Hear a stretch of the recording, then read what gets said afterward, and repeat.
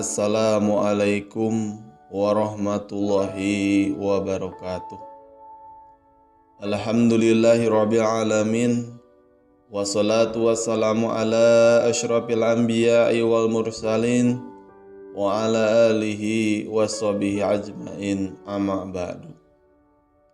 Allahumma sholli ala sayyidina Muhammad wa ala alihi washabihi wasallim.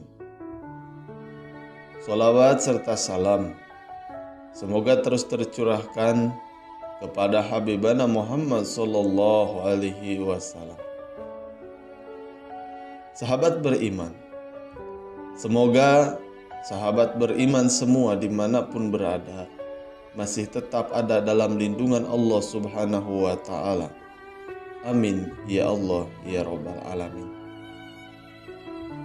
Sahabat beriman, salat merupakan kewajiban semua umat muslim. Tetapi dalam pelaksanaannya masih banyak di antara kita yang melaksanakan asal-asalan saja. Jika tidak hati-hati, maka membuat salat Anda tidak akan sah. Untuk itu, sebaiknya kita mencermati 10 hal berikut ini agar salat yang kita lakukan bisa sempurna. Apa saja hal-hal tersebut? Yang pertama, hal yang membuat salat kita tidak sah adalah jika Anda tidak mengerjakan rukun-rukun salat, seperti tidak melakukan berdiri, ruku, i'tidal, sujud, duduk di antara dua sujud, duduk tasyahud akhir, membaca sholawat, salam pertama, tumaninah dan tertib.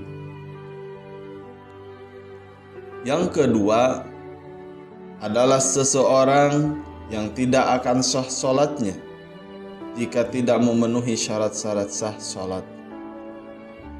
Apa sajakah syarat sah sholat itu? Seperti muslim, berakal, sudah masuk waktu sholat, suci dari hadas dan najis, menutup aurat dan menghadap ke kiblat. Sedangkan yang ketiga, ini adalah poin yang sangat penting dan perlu diperhatikan, yakni menyentuh kemaluan, baik kemaluan sendiri, orang lain, lawan jenis bahkan anak kecil, dan menyentuh kulit lawan jenis. Sebagaimana sabda Rasulullah sallallahu alaihi wasallam, siapa yang menyentuh kemaluannya maka harus berwudu. Riwayat HR Ahmad dan At-Tirmizi. Hal-hal yang berhubungan dengan sentuhan lawan jenis perlu diperhatikan adalah berwudu tidak harus dengan air. Atau kamu telah menyentuh perempuan, kemudian kamu tidak mendapat air, maka bertayamumlah kamu dengan tanah yang baik. Quran Surat An-Nisa ayat 43. Namun, ada catatan dari Mahjad As-Syafi'iyah, yakni menyentuh kulit lawan jenis yang bukan mahramnya bukan termasuk yang membatalkan wudu. Sebagian ulama menerjemahkan kata menyentuh kemaluan adalah hubungan zina, hingga jika bersentuhan biasa tanpa disengaja tidak membatalkan wudu. Yang keempat, yang bisa membuat sholat tidak sah adalah niat yang berubah. Menurut Mahjad Syafi'i, orang yang sedang menjalankan sholat kemudian niat berubah, maka sholatnya tidak sah. Sebagai contoh, jika seorang masuk ke dalam suatu sholat dengan niat sholat tertentu, lalu dia mengubah niat sholatnya tersebut kepada sholat yang lain, maka dalam kondisi seperti ini niatnya rusak dan dia wajib mengulangi sholatnya dari awal. Yang kelima adalah tidak membaca Al-Fatihah. Jika hal ini dilakukan, maka sholatnya tidak sah. Hal ini dikarenakan membaca Al-Fatihah adalah merupakan bagian dari rukun sholat. Sengaja ataupun lupa, tetap sholatnya tidak sah. Dari Ubadah bin Syamit radhiyallahu an, beliau berkata bahwa Rasulullah SAW pernah bersabda, tidak sah sholat kecuali dengan membaca Ummul Quran, yaitu surat Al-Fatihah. Riwayat Bukhari Muslim. Namun ada pengecualian jika seorang masbuk dan tidak sempat membaca Al-Fatihah dan langsung ruku sesuai dengan gerakan imam, itu diperbolehkan. Yang keenam, yang membuat sholat tidak sah adalah jika tertawa terbahak-bahak dan bicara di luar ucapan dalam sholat. Dari Zaid bin Al-Arqam radhiyallahu anhu, beliau berkata, dahulu kami bercakap-cakap pada saat sholat. Seseorang mengobrol dengan temannya di dalam sholat, yang lain berbicara dengan yang lainnya di sampingnya, hingga turunlah firman Allah Subhanahu wa Ta'ala, berdirilah untuk Allah dengan khusyuk. Maka kami diperintahkan untuk diam dan dilarang berbicara dalam sholat. Riwayat Jamaah kecuali Ibnu Majah. Dari Jabir bin Abdullah bahwa Rasulullah SAW bersabda, tertawa itu membatalkan sholat, tapi tidak membatalkan wudhu. Riwayat Ad-Darqutni. Sedangkan yang ketujuh, jika dalam sholat terlalu banyak bergerak. Gerakan yang dimaksud adalah gerakan yang di luar dari gerakan sholat. Contohnya seperti menggaruk-garuk, menggoyang-goyangkan tangan, atau tubuh dan lain-lain. Gerakan ini tidak bermakna dan gerakannya terlalu sering mengakibatkan sholatnya tidak sah.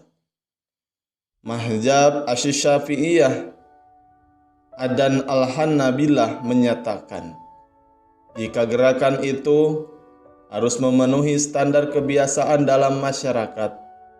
Jika semisal gerakan yang dilakukan itu oleh masyarakat dianggap sudah keluar dari konteks sholat, maka gerakan tersebut membatalkan sholat. Namun ketika gerakan yang dilakukan tersebut masih dianggap wajar oleh masyarakat setempat dan tidak menyimpang dari hukum sholat, maka sholatnya tidak batal.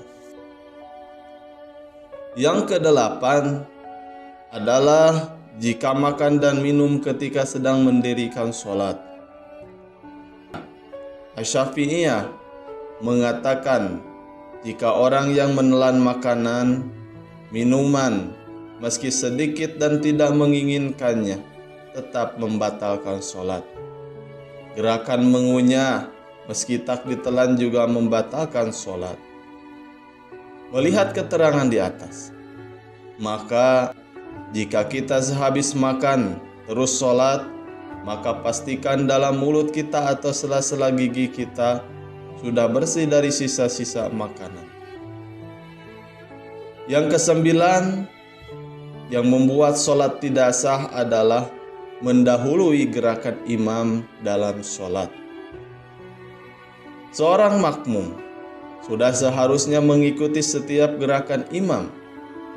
Namun jika suatu waktu tidak sengaja mendahului imam karena kurangnya konsentrasi atau lain hal, maka itu tidak membatalkan sholatnya. Lain hal jika mendahului gerakan imam dengan sengaja, maka itu hukumnya batal. Batas toleransi yang diperbolehkan jika tidak sengaja adalah 2 kali gerakan. Yang terakhir adalah memejamkan mata saat sholat. Hukum memejamkan mata ketika sholat adalah makruh. memejamkan mata ketika beribadah adalah kebiasaan orang-orang Yahudi, dan kita tidak dianjurkan mengikuti kebiasaan mereka, terkecuali jika kita dalam kondisi tidak memungkinkan untuk membuka mata, contohnya karena sakit, silau, atau ingin mendapatkan konsentrasi, maka hal itu diperbolehkan. Makruh memejamkan mata ketika sholat, karena itu termasuk perbuatan orang Yahudi. Riwayat Ar-Raudul Murbi. Semoga pembahasan di atas tentang hal-hal yang membuat sholat tidak sah bisa kita hindari, dan semoga kita tetap dalam lindungan Allah Subhanahu wa Ta'ala. Amin ya Allah ya Rabbal Alamin. Mari bangun channel Rahasia Kolbu ini dengan cara klik tombol subscribe, like, share, komen, dan aktifkan tombol loncengnya. Jangan lupa tonton video berikutnya. Assalamualaikum warahmatullahi wabarakatuh.